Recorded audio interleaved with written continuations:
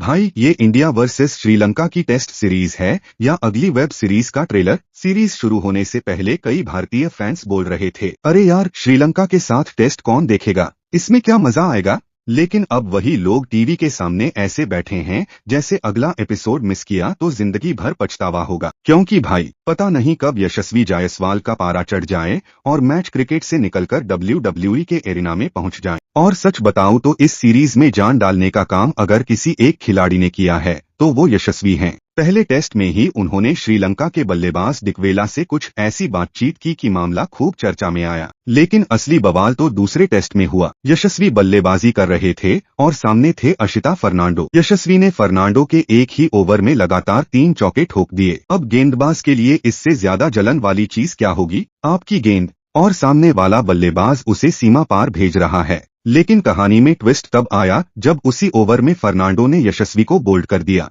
Fernando ने wicket लेने के बाद सेलिब्रेशन किया और यशस्वी पवेलियन की तरफ जाने लगे। लेकिन तभी दोनों के बीच कुछ बातचीत हुई। क्या कहा गया ये पूरी तरह साफ नहीं है, लेकिन यशस्वी वापस मुड़े और मामला इतना गर्म हो गया कि दोनों के बीच फिजिकल कांटेक्ट तक की स्थिति बन गई। अब यहीं से सवाल शुरू हुआ, गलती किसकी थी, यशस्वी की, फर्नांडो की या फिर दोनों की। भारतीय टीम के बैटिंग कोच सितांशु कोटक से जब प्रेस कॉन्फ्रेंस में इस घटना के बारे में पूछा गया तो उन्होंने इसे हीट ऑफ द मोमेंट बताया। लेकिन साथ ही उन्होंने ये भी माना कि यशस्वी को इतना करीब जाकर इंटरैक्ट नहीं करना चाहिए था। मतलब टीम मैनेजमेंट का मैसेज साफ था, भाई गुस्सा आया ठीक है, लेकिन थोड़ा कंट्रोल भी रखो। उधर श्रीलंका के बॉलिंग कोच ने भी कहा कि जब आप भारत जैसी बड़ी टीम के खिलाफ खेलते हैं तो इमोशंस निकलना स्वाभाविक है। उनका कहना था कि श्रीलंका भारत के सामने बैकफुट पर जाकर नहीं खेलना चाहता था। लेकिन जब उनसे पूछा गया कि क्या श्रीलंकाई खिलाड़ियों ने यशस्वी को उकसाया था तो जवाब आया,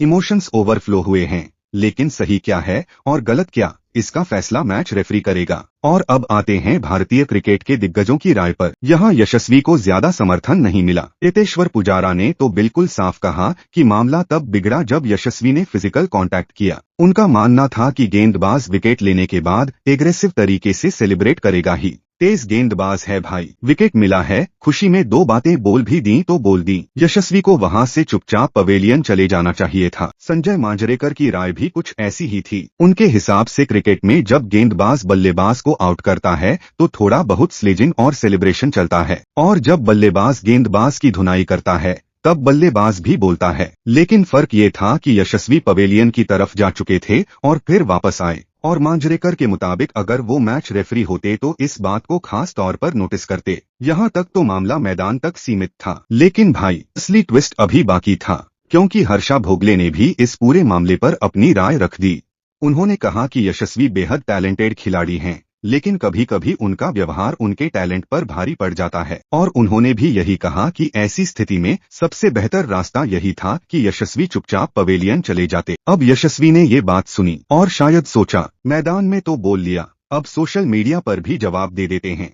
और फिर यशस्वी ने हर्षा भोगले की बात पर प्रतिक्रिया दे दी। उन्होंने बेसिकली कहा कि अगर आपको ये पता ही नहीं है कि वहाँ क्या कहा गया था तो आपको जजमेंट पास नहीं करना चाहिए। और फिर आया वो बयान जिसने पूरी बहस को एक नए लेवल पर पहुंचा दिया, अगर कोई अपनी लाइन क्रॉस करेगा तो उसको जवाब दिया जाएगा। ये इंडिया है, लड़ना भी जानता है और जवाब देना भी। अब भाई यहाँ से मामला क्रिकेट के मैदान से निकलकर सीधे सोशल मीडिया के मैदान में पहुंच गया। और यहीं पर फैंस 2 हिस्सों में बंट गए। एक तरफ लोग बोले भाई यशस्वी ने सही किया, अगर सामने वाले ने कुछ गलत कहा था तो जवाब मिलना चाहिए। लेकिन दूसरी तरफ फैंस बोले भाई मैच अभी चल रहा है, टेस्ट मैच के बीच सोशल मीडिया पर क्रिकेट एक्सपर्ट से भिड़ने की जरूरत क्या थी। और यही बात सबसे ज्यादा चर्चा में आ गई, क्योंकि यशस्वी को बहुत सारे लोग भविष्य का लीडर मानते हैं। तो फैंस का सवाल है, अगर आप भविष्य में टीम को लीड करना चाहते हो तो आपको ये भी सीखना पड़ेगा कि कौन सी लड़ाई लड़नी है और कौन सी लड़ाई छोड़ देनी है। हर कमेंट का जवाब देना जरूरी नहीं होता, हर आलोचना का जवाब देना जरूरी नहीं होता, और हर लड़ाई जीतना भी जरूरी नहीं होता। कभी कभी सबसे बड़ा जवाब होता है कुछ भी जवाब न देना। और इसी जगह लोगों ने यशस्वी की तुलना विराट कोहली और धोनी जैसे खिलाड़ियों से करनी शुरू कर दी। फैंस कह रहे हैं कि विराट ने मैदान पर खूब एग्रेशन दिखाया, लेकिन हर चीज को घर तक नहीं लेकर गए। और धोनी की तो बात ही अलग थी, भाई ने सोशल मीडिया से ही दूरी बना ली। अब यशस्वी का करियर अभी लंबा है, टैलेंट में कोई शक नहीं, लेकिन अगर उन्हें सिर्फ एक शानदार बल्लेबाज नहीं बल्कि भविष्य का बड़ा लीडर बनना है तो उन्हें एक चीज जरूर सीखनी होगी। मैदान पर लड़ो, पूरी ताकत से लड़ो, लेकिन हर लड़ाई को सोशल मीडिया तक मत लेकर जाओ, क्योंकि क्रिकेट में असली जवाब कमेंट बॉक्स में नहीं दिया जाता, असली जवाब स्कोरबोर्ड पर दिया जाता है। और अगर यशस्वी सच में अगली पीढ़ी के बड़े स्टार बनना चाहते हैं तो अगली बार सामने वाला कुछ भी बोले, बैट उठाओ, गेंद को स्टैंड में भेजो और बस स्कोरबोर्ड को बोलने दो, क्योंकि भाई यशस्वी का बल्ला जब बोलता है ना तो बाकी सबकी आवाज अपने आप धीमी पड़ जाती है।